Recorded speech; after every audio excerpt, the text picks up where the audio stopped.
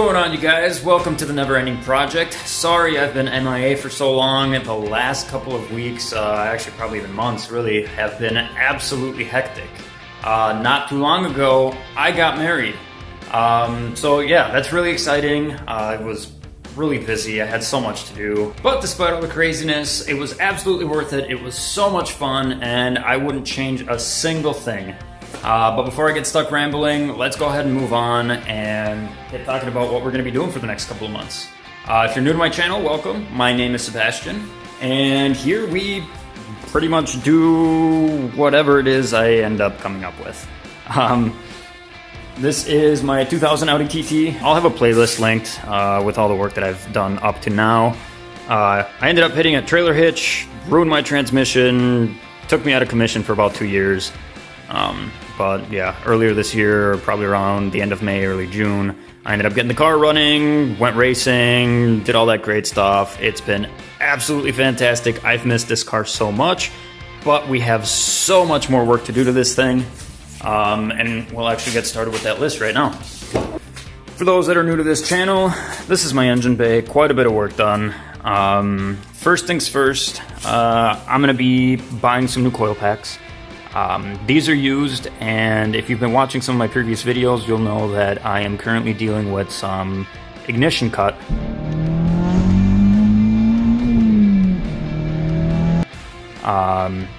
Primarily spark blowout, and being that these are used coil packs, I'm thinking they're probably old and tired and not giving me what I need. Initially, I thought that my spark blowout was due to dwell timing, since these are, if you're not familiar with the platform, these are very much not the OEM coil pack setup. These are LS2 coil packs running on Honda H22 leads on my German car. So it's a bit of a hack job. But anyway, these run on a 2.5 millisecond dwell time for charge, and these will sing at about 5. So right now I don't have, or at least I haven't gotten to the point where I can figure out exactly how to change that, and I'm working on it and doing a little bit of research, and I think I may know how. But initially I thought that that was my reason for my spark blowout at higher loads, higher RPMs. But after doing a little bit more research, I found out that that's not actually the case. These should be stronger than the OEM coil packs from the get-go. So I'm just going to buy brand new ones regardless. It'll be nice to have those. If I continue having my spark blowout, well, then we'll figure it out then. Secondly, I've got a giant bundle of wires down here. I didn't actually cut any of these to length. I just spliced them into the factory wiring harness as they were, or as I got them rather. And I want to clean that up a little bit. Let's see, next. I want to get rid of these stainless steel lines. I want to get the fabric. Here, I'll actually show you. I have some new lines that I bought a while back that I have sitting here. And I've got some more down here. So we'll be replacing those. And then one of the more crucial bits too that I need to take care of is I've got this oil feed line that I want to fix up. It's just kind of, sticking out of there, runs down through here, gets lost right back there, and then feeds into my oil housing, my oil cooler housing up there. So I'd like to get that fixed up, pretty it up a bit. And then the next thing is I haven't actually lost any coolant right now, but my coolant feed and coolant return line, which are those two banjo bolts right there, that one there, and then that one right up there, if I can really see it. Yeah, that one right up there. I'm thinking because of how they're ran, they melted or something. Anyway, it's not a consistent leak. So I'm kind of at a loss. So I don't know if with some kind of thermal expansion on the steel braid or something. I don't know. Honestly, I have no idea. Either way, sometimes it leaks, sometimes it doesn't. So we're going to have to take care of that. And then this is that coolant line that runs all the way up there. So I want to fix that. I'm kind of thinking that I'll probably run it up and over. And I also want to get a turbo blanket. And let's see, what else? Oh, another very exciting thing. So This is not the factory intake manifold. This is an integrated engineering intake manifold. And why am I telling you that? Well, because I may or may not have bought something else.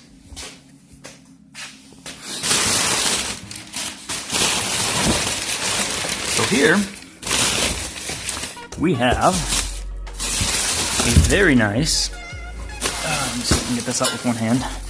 I'm actually really excited about this. We have a very nice SEM Motorsports intake manifold. Now this thing, right out of the box, I mean, this thing's super light for one. Two, there has been quite a bit of talk over the years between SEM versus integrated engineering. Those are really the two main top runners, I guess, for aftermarket intake manifolds on the 180 platform. Now, what I want to do is, well, first of all, everybody says the SEM manifold is the better one, the best one, which, great, there's a lot supporting that. But it's only SEM against the OEM manifold versus integrated engineering's versus the OEM manifold. I've yet to see any data between the SEM and the integrated against each other. And that's what I want to take care of. One, for you guys, the community. Two, for me. If this one ends up being much better, I'll keep it, get rid of the other one. If the integrated engineering ends up being the better one for my setup, we'll go ahead and keep that one and sell the SEM. Essentially, they're both very wanted intake manifolds, so yeah, and it should be fun. I do need to get some dyno pulls anyway on the PT, since I haven't done that since I built the car. And it'd be nice to stop speculating how much power it's making and actually know how much power it's making. And alongside that too, I want to do a whole lot of data logging and see how much more we can get out of this. My setup should have quite a bit of headroom. My goal initially when I first built the car, or actually when I first bought the car even, I had a goal of breaking 350 wheel horsepower. Pretty sure I broke that, but again, I don't want to speculate. I actually want to find these numbers. And then depending on where I'm at that point, and this will be closer to spring, but wherever I am at that point, I want to see how much more I want to push, or can push. I would like to eventually get on E85. I'm currently running on 93 pump gas. So E85 would be the goal, and then I'd like to break 450 at the wheels. We'll see how long it takes to get there, but that's my goal. Next, aside from mechanical work, I've got some cosmetic work I want to do. I have Voltex side skirts, I have a front grille that I need to fix, and then the car needs to, well, be all one color. I don't think I've actually shown you guys, or at least, not that I've hidden it on purpose, but I don't know that you guys have seen this side of the car. This is my ugly side. So, this is what an unfinished job looks like. A long time ago I ended up getting hit. I got some insurance work done. It was great, fine. But about a year after it got resprayed, the entire lining here, or not the lining but the lip, ended up bubbling. The paint was chipping and it looked absolutely awful. I tried to go back to see if they would fix it for me.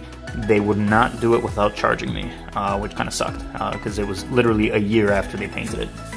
Anyway, I took it upon myself. I am no bodywork magician, as you can see, but I unfortunately got as far as coating it. I ended up using some 415 and I coated it. It's been working great. This has been sitting like this for, I want to say maybe 4 years, and not a bit of rust has come back.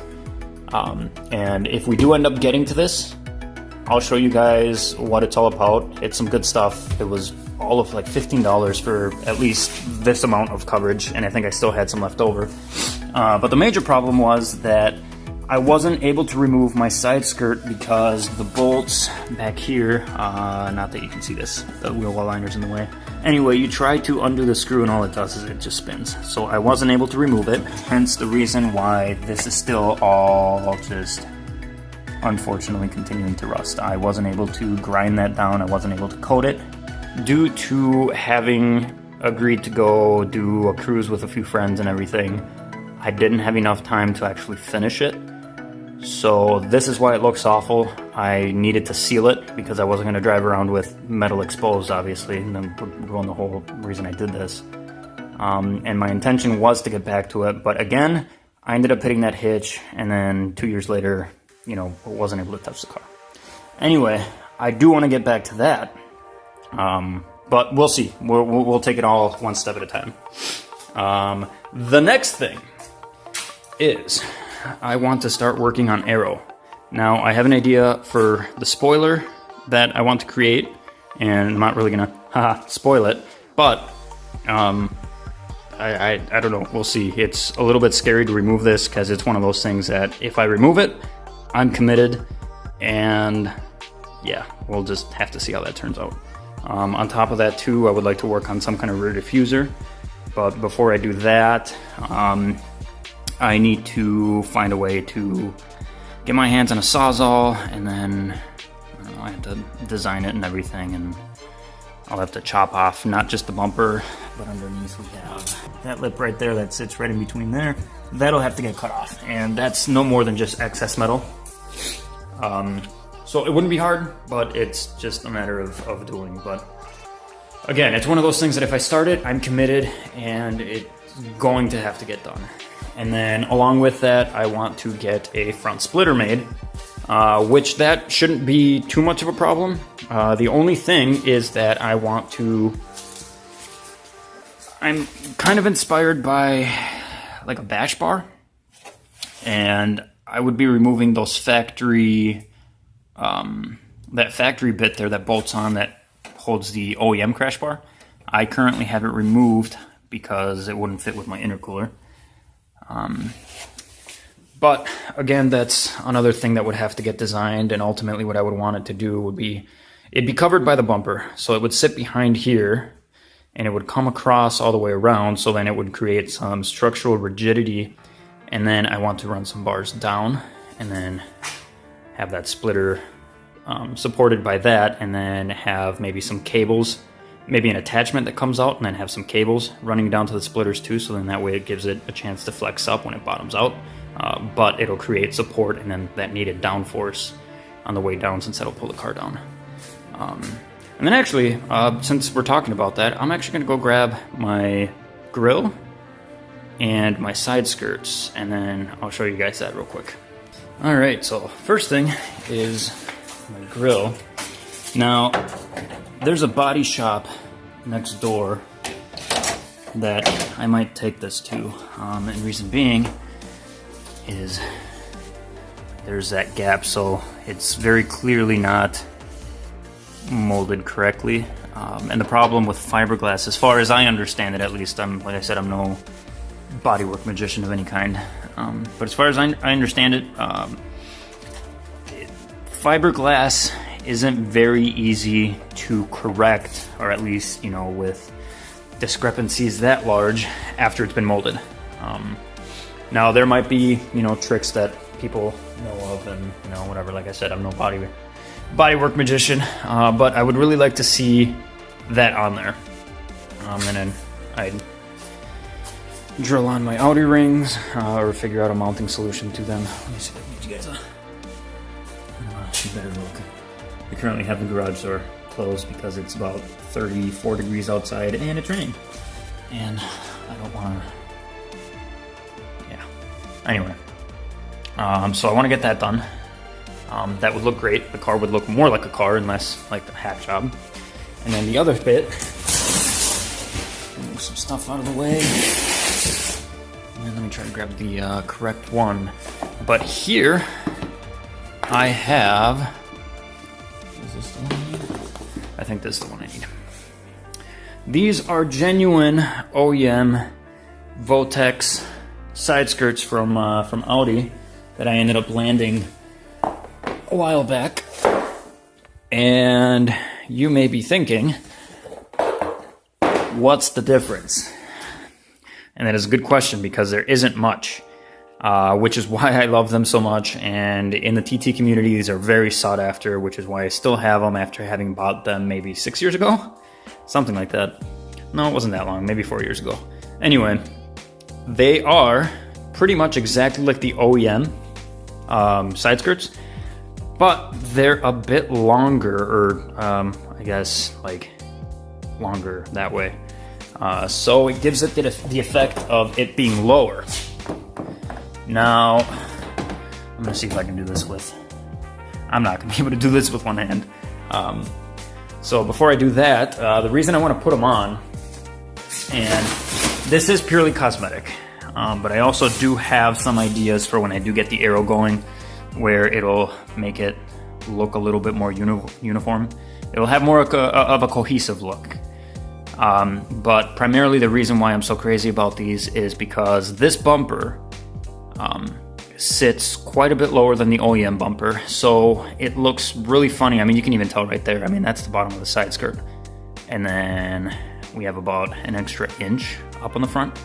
So these side skirts happen to sit almost completely flush with this. It took a little longer than expected, but just to kind of give you an idea of what it'll look like, it sits pretty flush with the bumper here. And that's exactly what I want. And it looks really good. It looks very OEM. But again, I want to make sure that we get performance done first, cosmetics done second. On to the reason for doing all of this. My goals originally were simply to just have a fun car. I originally just wanted to make the car look nice, and then I started driving, and then I got really passionate about driving. So my initial wants of just making the car look nice went to making it want to drive nice, and then being the kind of person that I am, I like to push things as I learn about them. So again, like I mentioned in one of my very first videos, the whole point of this channel is for, like, as I'm learning, I also want to make sure that I'm able to pass this on to you and make sure that, you know, you guys can take something out of this, learn along with me, and then any mistakes that I make are mistakes that hopefully you don't have to make, since, well, you saw me make them. But yeah, my goal is to get seat time. I want to move from doing autocross events to doing road course to then doing time attack. Now, here in the Midwest, we have something called grid life. I'm sure many of you are probably very familiar with that. But if you're not, it's essentially a car and music festival. My biggest interest is obviously on the car side, but they host all sorts of different events. Primarily one that I really want to participate in, which is a track battle. Now, before I can actually get there, because of the caliber of the car that I have, the class that it puts me in is a class that I can't just be like, oh, hey, I'm here to sign up, let's go race. No, I need seat time. I need to be a proven driver, so to speak, and I have to have that experience under my belt. There are many events that I can do with my car without having any like class restrictions or it being as strict as that, but it's also not as competitive. But again, I need the seat time. Competitiveness right now shouldn't be the focus, because if I can't drive this thing the way it's meant to be driven, and, you know, to be driven in a competitive fashion, then there's no competition. But yeah, so those are my goals. And like I said, primarily we're gonna focus on the performance parts first, since a car that can't run, doesn't matter how good it looks, we want it to run. This winter, we're gonna focus on making sure that we can get this car 100% by next year, start getting some seat time at the track, not just autocross, but actually doing some road course events. And we'll see how much of this we get done. And the reason I say that is because, well, you know, this is all out of pocket. So these expenses add up really quick. Luckily, the things for the engine aren't too expensive, and I can take care of all of that. But getting into the cosmetic work and then doing the spoiler mod that I want to take care of, and then working on a front splitter, getting those materials, getting that bar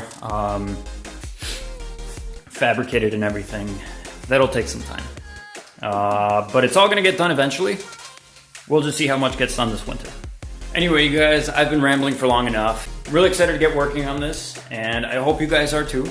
So if you like what you see, you want to see more, hit that subscribe button. If you like or dislike this video, you know, give it a thumbs up, give it a thumbs down, throw me some comments. Don't forget to follow me on Instagram at The Neverending Project.